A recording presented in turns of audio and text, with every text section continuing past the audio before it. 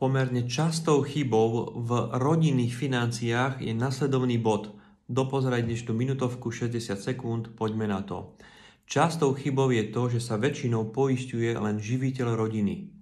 Tým pádom sú kryté deti aj manželka. To je v poriadku, tak by to malo byť. Ale je dôležité, aby aj neživiteľ v úvodzovkách rodiny, alebo žena na materskej, alebo teda žena, ktorá prináša možno väčší alebo nižší príjem do rodiny, bola poistená, pretože keď sa náhodou niečo stane jej, tak sú zabezpečené deti aj ten partner.